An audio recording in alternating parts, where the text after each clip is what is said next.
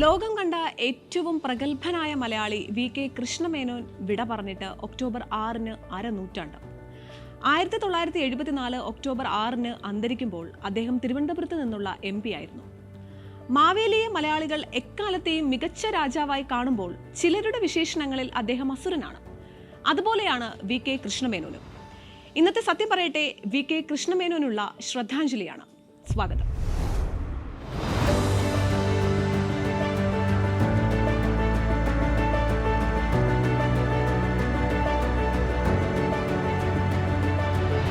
ബംഗാളിൽ നിന്നും മുംബൈയിൽ നിന്നും തിരുവനന്തപുരത്ത് നിന്നും, അതായത് രാജ്യത്തിന്റെ തെക്കും വടക്ക് കിഴക്കും പടിഞ്ഞാറും നിന്ന് മത്സരിച്ച് ജയിച്ച് പാർലമെന്റിലെത്തി. ഇങ്ങനെ ജയിക്കാൻ കഴിയുന്ന അന്നത്തെ ദേശീയ പുരുഷനായിരുന്നു വി.കെ. കൃഷ്ണമേനോൻ. കോൺഗ്രസിന്റെ പ്രതിനിധിയായും കോൺഗ്രസിനെ തോൽപ്പിച്ചും എത്തി എന്നതാണ് പാർട്ടിക്ക് അതീതമായിരുന്നു ആ വ്യക്തിമഹിമ എന്നതിന് തെളിവ്.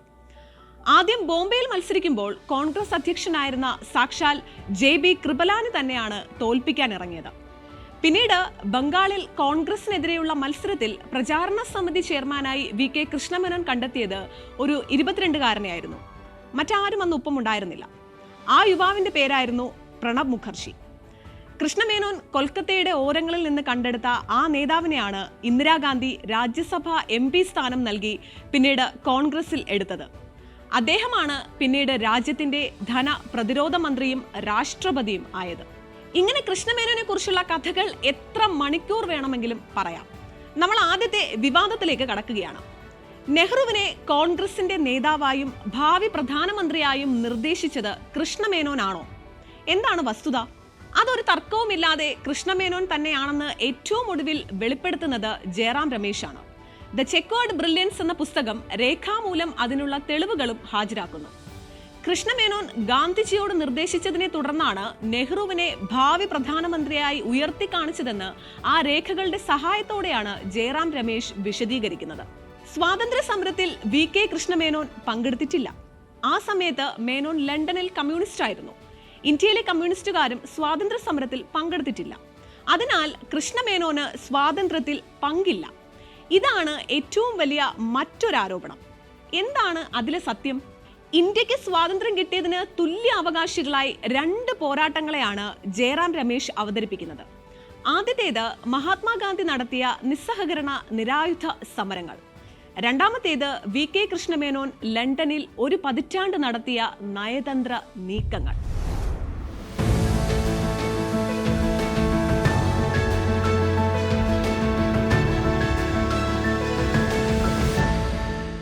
ഗാന്ധിജി കഴിഞ്ഞാൽ കൃഷ്ണമേനോൻ എന്നല്ല ജയറാം രമേശ് എന്ന കോൺഗ്രസുകാരൻ പറയുന്നത്. ഗാന്ധിജിക്കൊപ്പം കൃഷ്ണമേനോൻ എന്നാണ്.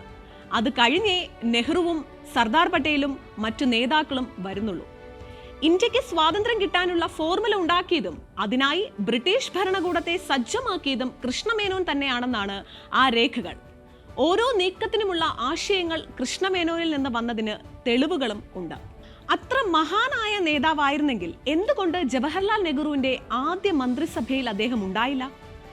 എന്തുകൊണ്ട് സ്വാതന്ത്ര്യം കിട്ടിയപ്പോൾ ബ്രിട്ടനിലെ അംബാസിഡർ മാത്രമായി നിയമിച്ചു? പിന്നീട് മന്ത്രിസഭയിൽ എടുത്തിട്ടും എന്തുകൊണ്ട് വകുപ്പ് നൽകിയില്ല? ചോദ്യങ്ങൾ അങ്ങനെ അനവധിയുണ്ട്.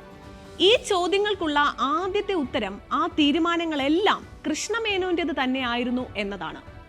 പ്രധാനമന്ത്രിയായി നെഹ്റു വരണമെന്ന് തീരുമാനിച്ചതുപോലെ സ്വാതന്ത്ര്യം കിട്ടുമ്പോൾ ലണ്ടനിൽ ഉണ്ടാകണമെന്ന് തീരുമാനിച്ചതും കൃഷ്ണമേനോൻ തന്നെയാണ്.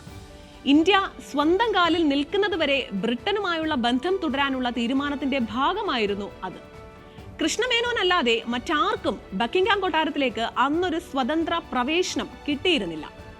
സാമ്പത്തികമായും സൈനികമായും രാജ്യം സ്വന്തം കാലിൽ നിൽക്കുന്നതുവരെ ലണ്ടനിൽ തുടരേണ്ടത് അനിവാര്യമാണെന്ന കൃഷ്ണമേനോന്റെ നിലപാട് എല്ലാവരും അംഗീകരിച്ചു. അതിനുള്ള തെളിവുകൾ കൃഷ്ണമേനോൻ നെഹ്റുവിന് അയച്ച നിരവധി കത്തുകളാണ്.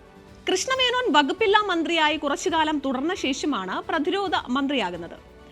അതിന് കാരണവും ബ്രിട്ടനുമായുള്ള നയതന്ത്രങ്ങൾക്കായാണ് ക്യാബിനറ്റ് പദവിയിൽ കൃഷ്ണമേനോനെ നിയമിച്ചത് എന്നതായിരുന്നു.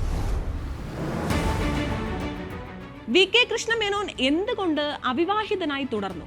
കൃഷ്ണമേനോന് ലണ്ടനിൽ ഒരു പ്രണയമുണ്ടായിരുന്നെന്നും അത് തകർന്നതിനാൽ മാനസിക പിരിമുറുക്കത്തിലായിരുന്നുവെന്നുമാണ് ഒരു കഥ. മൂക്കത്ത് ശുണ്ഠിയുമായി നടന്നതിനാൽ ഒരു സ്ത്രീയും അടുപ്പിച്ചില്ല എന്നും കഥകളുണ്ട്. കൃഷ്ണമേനോൻ കാൽപ്പനികമായ ഭാഷയിൽ എഴുതുകയും സംസാരിക്കുകയും പറയുകയും ചെയ്തിരുന്നുവെന്നാണ് ആ എഴുത്ത് സൂചിപ്പിക്കുന്നത്. ഇരുവരും ശത്രുക്കളാണ് എന്ന കഥ പ്രചരിച്ചപ്പോൾ നെഹ്റു പറഞ്ഞത് the most lovable person in the world എന്നാണ്. ഇനി ഒരു പ്രചാരണത്തിനും കൂടി ഉത്തരം കണ്ടെത്തേണ്ടതായിട്ടുണ്ട്. ഒറ്റത്തടിയായി നടന്ന് സമ്പാദിച്ച പണമൊക്കെ ആർക്ക് നൽകി എന്ന ചോദ്യം. അതിനുള്ള ഉത്തരം വി.കെ. കൃഷ്ണമേനോൻ ഈ രാജ്യത്ത് നിന്ന് ഒന്നും സമ്പാദിച്ചിട്ടില്ല എന്നതാണ്. ഇന്ത്യക്ക് വേണ്ടി ലണ്ടനിലും ഇന്ത്യയിലും ചെയ്ത ഒരു ജോലിക്കും കൃഷ്ണമേനോൻ ശമ്പളം കൈപ്പറ്റിയിട്ടില്ല.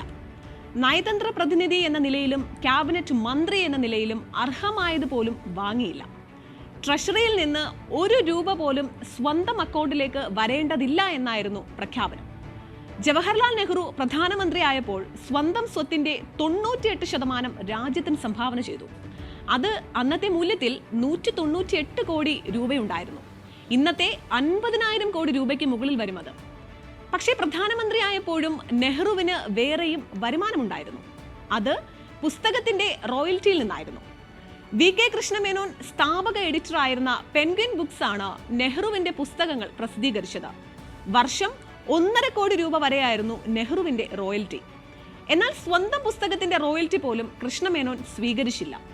കൃത്യം 50 വർഷം മുൻപ് വി.കെ. കൃഷ്ണമേനോൻ അന്തരിക്കുമ്പോൾ മുഴുവൻ സ്വത്തുക്കളും ശരിക്കും 100% തന്നെ രാജ്യത്തിനാണ് സംഭാവന ചെയ്തത്. 1974 ആയപ്പോഴേക്കും ഇന്ത്യ ആകെ മാറിയിരുന്നു. ഇന്ത്യയുമായി പോലും വലിയ അകൽച്ചയിലുമായിരുന്നു.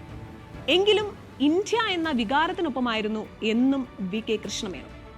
ഒരു ചില്ലറ പോലും സ്വന്തക്കാർക്കോ സുഹൃത്തുക്കൾക്കോ കൊടുക്കണമെന്ന് നിർദ്ദേശിക്കാതെ മുഴുവൻ രാജ്യത്തിന് നൽകിയാണ് അദ്ദേഹം വിൽപത്രം എഴുതിയത്. ആ വിൽപത്രം എഴുതി വച്ചത് 1974 ഒക്ടോബർ 2 ഗാന്ധി ജയന്തി ദിനത്തിലാണ്. 4 ദിവസം കഴിഞ്ഞ് ഒക്ടോബർ 6 അദ്ദേഹം അന്തരിക്കുകയും ചെയ്തു. ഈ രാജ്യത്തെ ഓരോ പൗരനെയും ബന്ധുവായി കണ്ട് ഉള്ളതെല്ലാം നൽകിയാണ് ആ മലയാളി വിടവാങ്ങിയത്. ഇതിലപ്പുറം ഒന്നും വേണ്ട നമുക്ക് ഓർത്തു വയ്ക്കാൻ. ആ സ്വത്ത് അനുഭവിക്കുന്നവരാണ് നമ്മൾ ഓരോരുത്തരും. നമസ്കാരം.